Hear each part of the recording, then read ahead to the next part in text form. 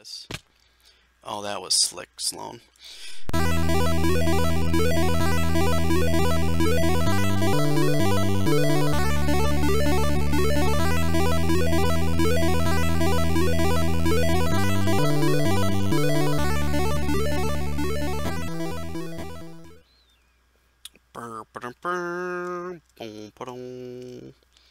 Hey guys, today we are back with another episode of FTB Monster. Oh yeah, hiding in the bushes. Woo! And today what we're going to look at is EnderIO. We were looking at it before. Well, we touched a little bit on it last episode and what we wanted to take a look at. So we'll get started. First thing you're going to want to make is a Stirling generator. Now, if we take a look at the Stirling generator, what is happening? Something's goofy. There we go. Doesn't require much. So early game, this is really easy to make because, I mean, you really only need a piece of iron and a redstone, and everything else is pretty simple. Stone bricks, a furnace, some wooden gears, pretty easy stuff. So I would recommend making at least 2 of these. Reason being is you're going to want to make, the next thing you're going to want to make is a sag mill. So make your Stirling generator, and then you make a sag mill. There we go. Which is not too hard. Basic capacitor, so you need some gold. You need at least 1 bar of gold. Make your nuggets. Piece of copper, a couple redstone. You need some machine chassis. Not too hard, 4 iron. Some flint, not too bad. So we'll place that right on top of our Stirling generator. And what you want to do is you want to get your, there we go, 5 going. We'll get our Stirling generators starting to run. 4, 5. And if you've already got power, you don't need to do this, but this is just nice to check. Then we're going to get an alloy smelter and alloy smelter. Actually, we're only going to use 1. We'll make these 2 sag mills. Reason being is, now these are going to start to fill up. Perfect. Now, reason being is what you want to do is you want to put sand in these, because what that's going to do, they got a pretty cool interface. I love how these are like spinning around. They're really cool. It's really working hard. I like it. These are each going to produce silicon, and that's going to be used in the next recipe we make. That's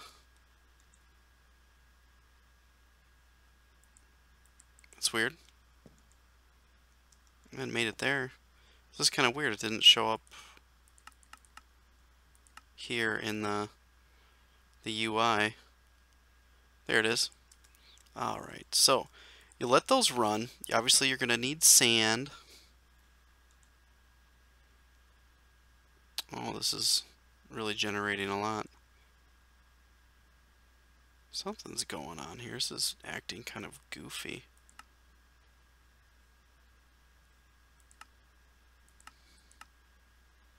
Always active. Always active.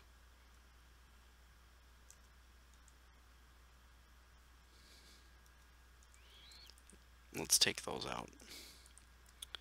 That's fine. We'll let those run. These are going to fill up with RF.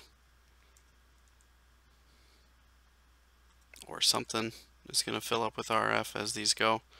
But that's the main thing. I don't know why these are working like that. But you fill this up. You get to your alloy smelter.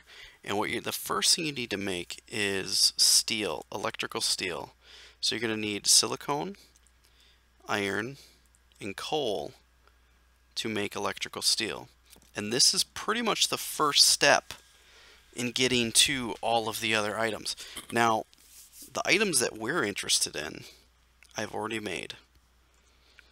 but we'll get to those in a minute. So this is going to make electrical steel because what I've figured out, you can make this painting machine. I don't know much about that. We'll cover that in another episode. So there we go. We'll make electrical steel. Sweet.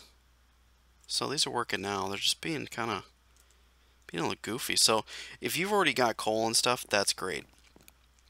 If you've got another system that's passing power, you can break these down and you can get them set up here like this. Look at that. And let's make sure they're getting power. CS main, energy. Boom. Look at these fill. Sweet. And then it would work the same way. So early game, you can use the Stirling generators to get these going. You don't have to.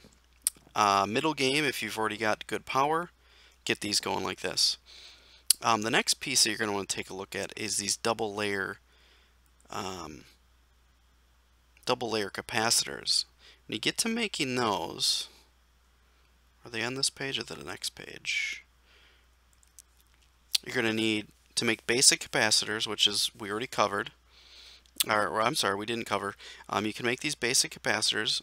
They help in making the sag mill and I believe the alloy furnace. I can't remember. But then you can make those. You can use this electric skill to make these double layer capacitors. Now if you put one of these capacitors in here, watch our bar. Bam! Half.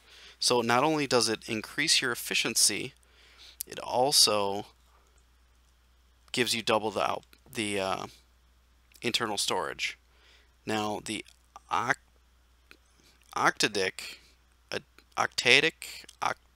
I don't know how to pronounce that either, will do it 4 times as much. So it'll double and then double again.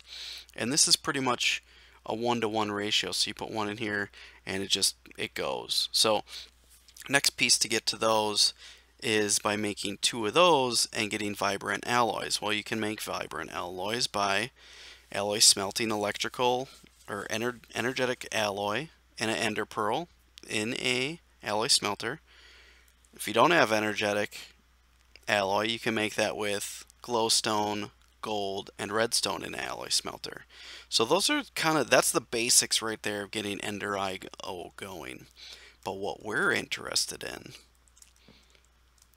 is not just those, but we want to look at our capacitor banks. And I've made a bunch of these already. Reason being is you can stack them. So I've got a bunch of these made already. Let's take a look. Whoops. And let's put this up here. Here we go. We want to build our energy. And we're going to start right at the back wall. Look at this. Excellent. So I'll show you guys in a minute. We'll do one separate. So if you look, it's got 5 million RF. And I've already started using these a little bit, so they've got stuff in them. And right now the max output is only 1,000. But if you add them together, depending how many you have added together, you can output more.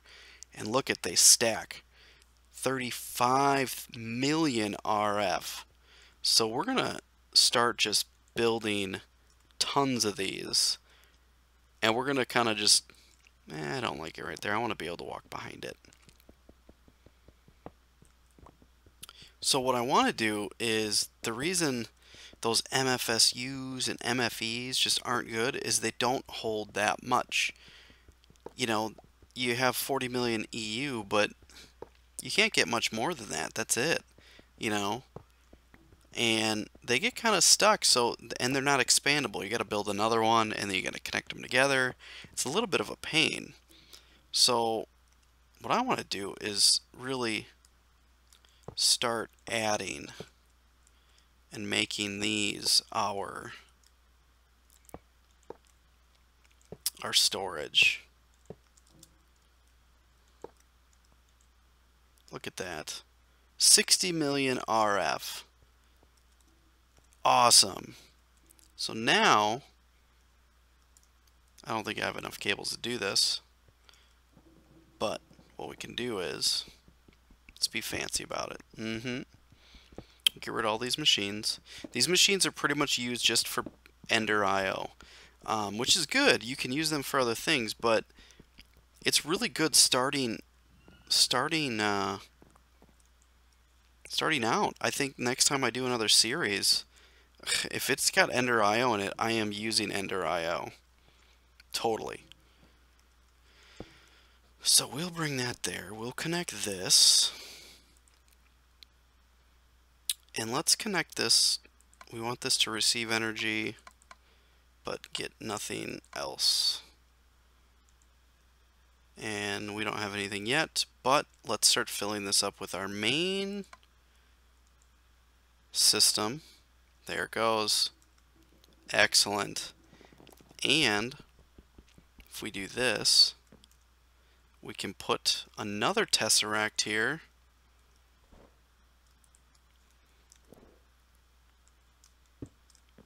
And we can connect this to CS main.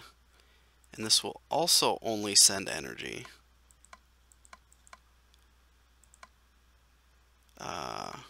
We want that blocked and blocked.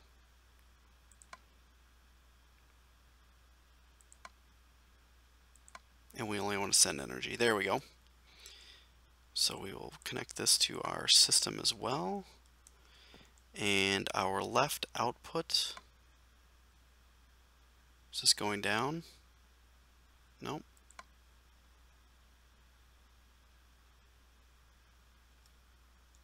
Still.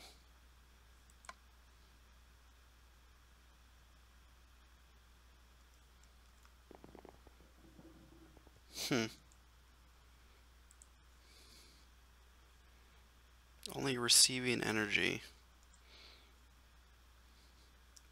Well, this is filling up nicely. I think we can take that other one offline at some point.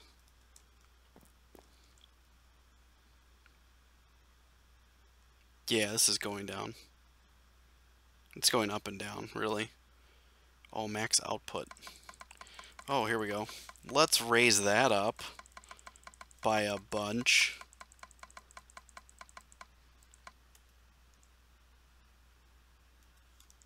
Now is it working? 60. It's gotta be. There we go. Now I got it. Now it's going down. Well, it does eventually. Perfect. So this is going to start filling this unit up, and we're going to be able to use this. So right now we've only got 12 hooked up. I'm going to make this much bigger, and this is going to be our huge energy storage. So yeah, use EnderIO. So in recap, we're going to use Stirling generators to pulverize sand to get our silicon, and we're going to use our silicon in with iron and coal to get electrical steel. And that electrical steel we're going to use to make capacitor banks, which is fantastic. And I believe there's some upgrades we can use to these, but we'll cover that in another episode. I think that pretty much covers it. I got to check the time on the episode, and we'll see where we're at. If I don't come back, I will see you guys in the next episode. Thanks for watching. Alright guys, there's one more thing that I want to talk about with EnderIO, and we got to get a machine first. So let's get a machine. It's gonna be awesome. Let's pick you guys up. We'll pick both of you up. Well, two more things really. So one thing is, if you're outside, you have an outside type of base, you can place your units down like this, and you can build these other things called photovoltaic cells, and you can put those right on the top, and they will gather RF. So you could put them right on the top. You don't even need to use the generators if you didn't want. They're slow, obviously, at nighttime. They go quite a bit faster during daytime, so let's do that. Time set 0 just for the sake of getting more RF going. So it goes a little bit faster in the day. But this is a good, easy, quick way of making, you know, free energy from the world, from the wonderful earth and the sun and Mother Nature. Okay. There they are. Pretty easy to make, not too hard. So, some energetic alloy, we covered that already. And these daylight sensors mean some nether quartz, not too bad. The other item that we want to make is our power controller.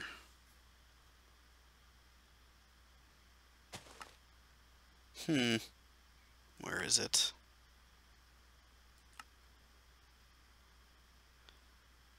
I think it's called power controller. I can't remember if that's it or not. Let me see. Oh, Ender Quarry. We're going to check that out too sometime. EnderIO block. Maybe it's in extra utilities. Maybe that's why we're not seeing it.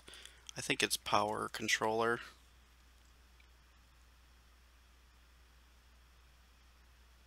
It's got 3 lines in the front. Let's see if we can find it. I don't think it's any of those either. That's all Ryotcraft. Power monitor. That's it. So let's go make one of those. Power monitor. So let's put that in our... We'll encode that bad mammer jammer. Put that in there. And we also have to make one of those. Oh. Alright, so that's going to take a little bit of time. I will make one of those and I will be right back. Alright guys, we are back and I've got my power controller. I decided not to make that as a recipe because we're only ever going to need one. Boom, connected. Look at that. So, one of the cool things that we can do now that we have our huge reactor, or big reactor, so this is going to fill up. We can set these to only work when they're at certain percentages, and we can change these to 40, 30, we can change them to whatever we want. So ideally, the best thing that we're going to want to do is I'm going to set this to, I don't know, like 50. So if it's less than 50 or more than 80, we're going to set this all up so that we can turn this on and off. So this is not going to be running all the time. It won't be using all of our yellorium, and all of that stuff to really help us out. So eventually what I want to do is if this is, you know, if this whole system's at 80 or 90%, we'll be good. And we'll set that up at some future visit. I'll probably just show you that it's done, but let's move this back. Actually, let's do this. We want this to be connected. And we're going to make a bunch more of these. Put that there. Whoopsies. There we go. This will tell us how much stuff we have, how much is being used, how much is being used over 5 seconds. So this is pretty sweet. This will tell us anything in our entire EnderIO system. So we're going to start using these conduits. We can look those up too.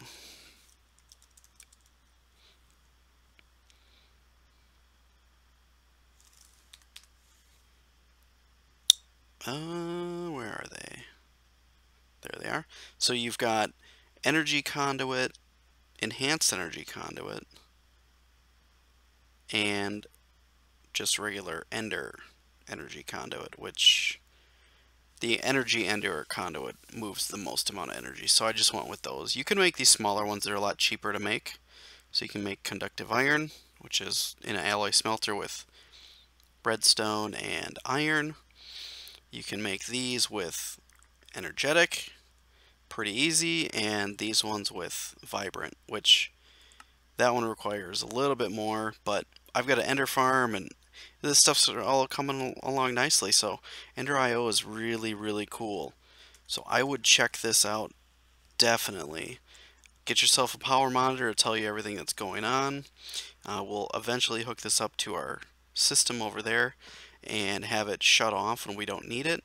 We're going to build this all up into this room. It's going to be awesome. It's going to be huge. It's going to be real nice. So actually, I'm going to kill this. Oh, one last thing. The Yeti wrench. We can turn this so this is input, output, and restricted. Those are your options. So whenever you hook something up, this is going to be input. This will be output. The arrows are pointing to the out. Restricted means that whatever's connected, you can just turn it off. So if I wanted to, I could just turn this off right now. Whoops. So it's restricted. We are full. So this is working out. And these are for charging your ender items, or, well, any item really. So if we click on that, we can charge these up. Not with these. Sorry, any ender items. Items that'll go in here, like the Staff of the Traveler, anything that uses RF. These use EU, so that won't work. We could put our redstone energy, resonant energy cells in there. The ones we had. Do I have it? No, I don't. But yeah, you could. That's what those are for, not for upgrades. So pretty cool stuff. So we're going to build this out. It's going to look a lot nicer, and it's going to be pretty badass. So we will see you guys in the next episode. Sweet.